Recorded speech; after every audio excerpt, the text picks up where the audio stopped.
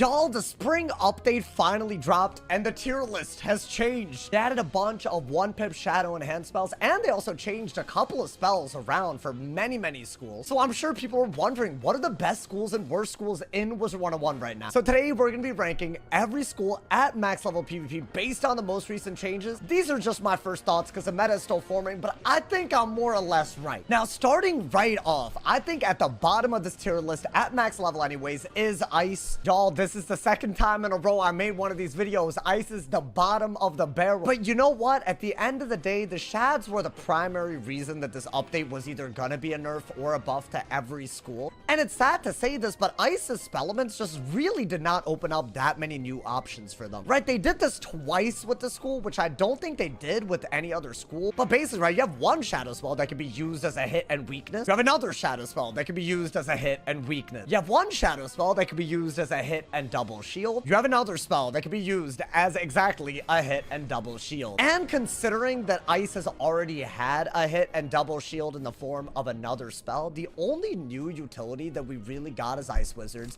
is the fact that we now have a powerful hit that double weaknesses. Now, does that matter? Sure, it expands your ability to weakness. It's especially good against schools that are bad against weaknesses, but that is very little for a school that could have gotten a lot more. Right? One of the big things that they actually gave to Ice, and it's one of the only reasons it's competitive, it can actually clear both positive and negative harmful aura. In my opinion, it would have been lovely to see some shads do that and use the shadow pips value to do some crazy stuff. I think that would have cooked, but because they just simply didn't get much and Ice wasn't really competing that much with how good heal overtimes and damage overtimes currently are in PvP, I have to put Ice at the bottom of this tier list. They're not a healing or damage overtiming school. Those are still some of the most powerful hanging effects. And the stuff that differentiates Ice, it didn't really show up in the shads, and that's what this update is. Moving right along to number 6 on my tier list. I think this is going to come as a shock to a lot of people. I am putting Fire still at the bottom of the tier list. Now, part of the reason for that is because Raging Bull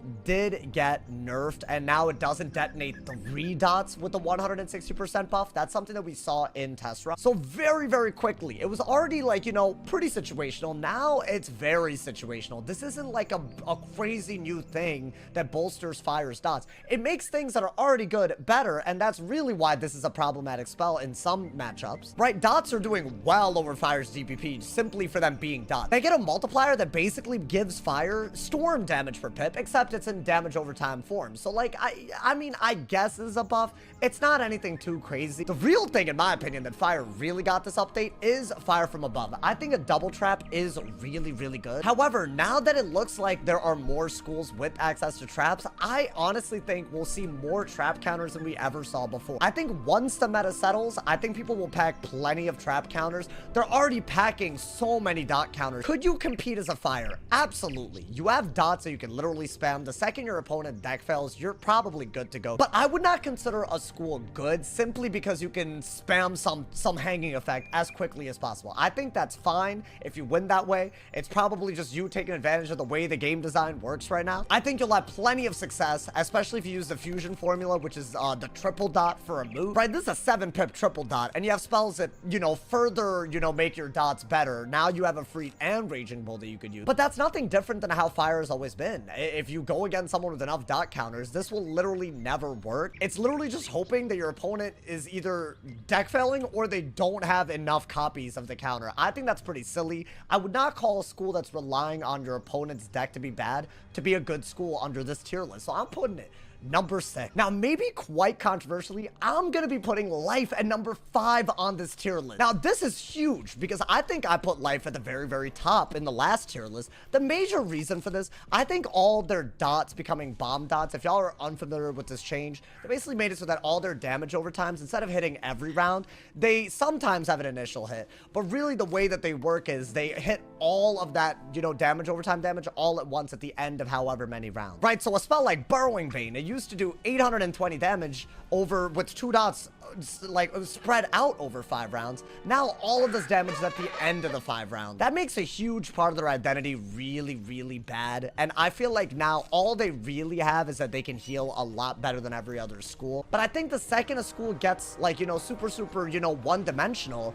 I actually just think it becomes very low skill ceiling type of school. I think it's very easy to lose on a life if you go against someone with enough heal counters. Right, I don't really see Death or Storm losing to life at all anymore because their heal counters are really good against some of these spells, like some of these shads. Right, life actually used to be able to compete with Death because of their dots. I'm not saying that that matchup made sense to be in life's favor. This is just a pretty serious nerf without really giving life much to do, like, you know, without it. I think there is a silver lining. Yamasu is one of those hit and aura shadow enhance spells that didn't make it into live realm, and when they do, you know, figure out whatever was wrong with those auras, they're going to be adding a spellman path to this, and it was a pretty meaningful damage aura. So the bottom path of this, when it does hit live realm, will be a hit for 4 pips and a shad that also adds like a 50% damage aura, I want to say. That's a pretty high amount of offense considering Lord of the Jungle is also like a 45% buff. So I do think maybe life will get a little bit better.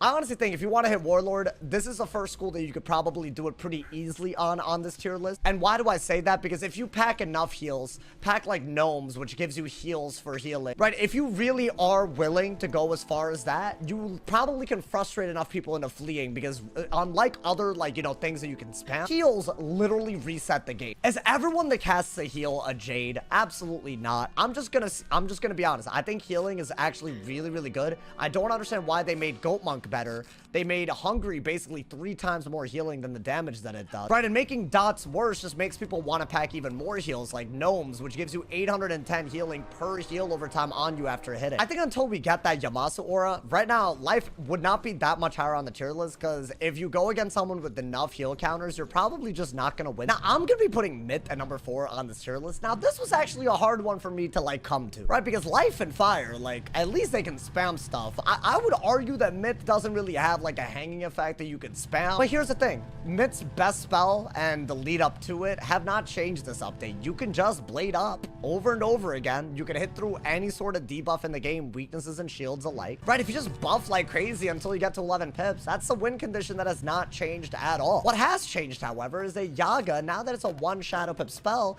it doesn't hit like it used to. Right, this spell, now that it does 625, I haven't tiered it up all the way, so maybe it'll do a little bit more, but this used to be comparable to the base version of the shield gambit, the 11 pip Jit. Right, it would do around that 1120 damage, and you would have to get a bunch of shields on yourself for an 11 pip spell like this to do more than a Yaga. That was like a low pip way to do damage. Obviously, it was probably more broken than most, you know, resist schools should be having in terms of damage output. And what it got in place of it isn't terrible. I think a hit that actually, you know, steals shields and then hits is actually really cool. I think Barbarian Saga is also surprisingly amazing, because when they gave Life bomb dots, they also added a dot for Myth that hits every round. That's relatively new to Myth's toolkit. But none of these are that good compared to just blade spamming into a Jhin, unless you do some sort of chip damage with Saga against someone that isn't packing dot counters. It's absolutely possible, but I just don't think that it has that much synergy with the blading up into the Jhin thing, which is why I feel like it's kind of a mixed bag of a school.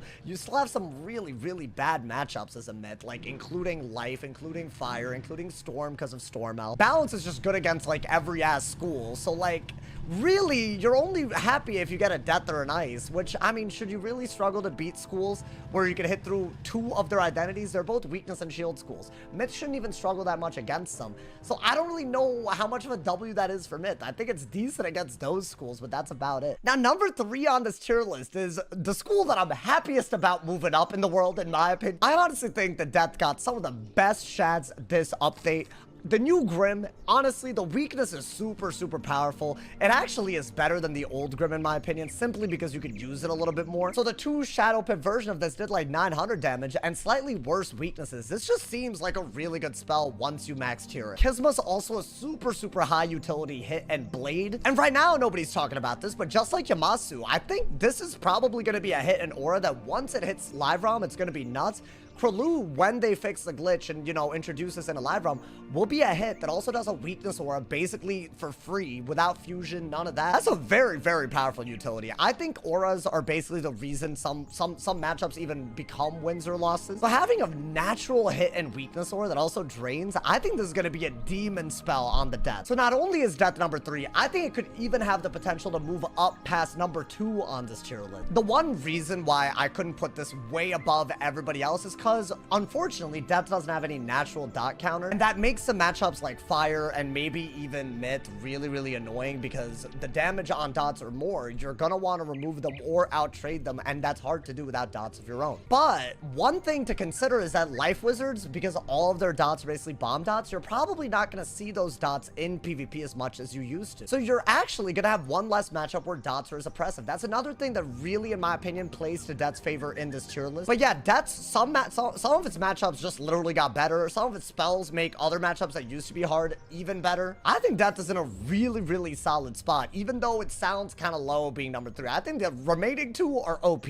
Now, I've thought long and hard about this decision, y'all, but I am putting Balance at a tentative number 2 on this tier list. The only reason Balance is more OP than other schools right now is because of scales. This just does a lot of damage for 5 pip. And also the school specifically that it hits with, it's impossible to single shield against this. In one turn, you can't shield against life and ice and balance at the same time ever. There's no shield that even gives you a life and ice shield at the same time. So this spell is propped up by certain things. If not for scales, I would not put balance up this high. But the other things that really, really work out in balance's favor is you can literally swap anything if you really wanted to. You have weakness swaps, blade swaps, dot swaps, and hot swaps. And as if all of that playability wasn't enough, the new Shad gives you a lot more bubble control. So that's like, I think, a lot of things that do work in the favor of balance. But I think just being able to swap a bunch of stuff doesn't necessarily make you OP by yourself. I think the thing that makes balance OP is stuff that's above its damage per pip, simply because of things that they haven't figured out yet, like double school pip spells. I think the second they nerf this, I think balance could be either number 3 or number 4. I really think it'll fall down quite a bit, but balance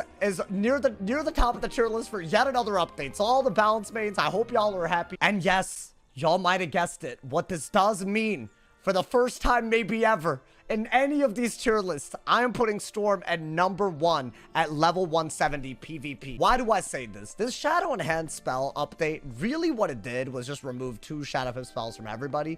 But what that does is it reduces damage output from everybody. The school least affected by this is, of course, Storm. Now, that should just put Storm on even footing, right? They're an offensive school, and finally their offense shines, but obviously they're weak in terms of defense. That comes with a trade-off. But all of that, you can abandon that completely when you look at this one spell. Now that no school can actually do any sort of kill shot threatening damage anywhere soon like they used to, they needed Shadow Enhanced spells at 2 shads to do that. Now, with a simple 10 pips, Storm can always threaten the kill shot first. The only thing you can do about a kill shot is either weakness or shield. This spell is still demonic through a weakness, and if you shield, you will get elfed and you will die sooner than you can ever threaten a kill on a Storm. Let's say the Storm is struggling because of a deck fail, God forbid. They also have 2 of the best heals in the game now. These are better than life simply because of the damage attached to them. Right, Barry is amazing because it's 2 and the sheer amount of healing is crazy.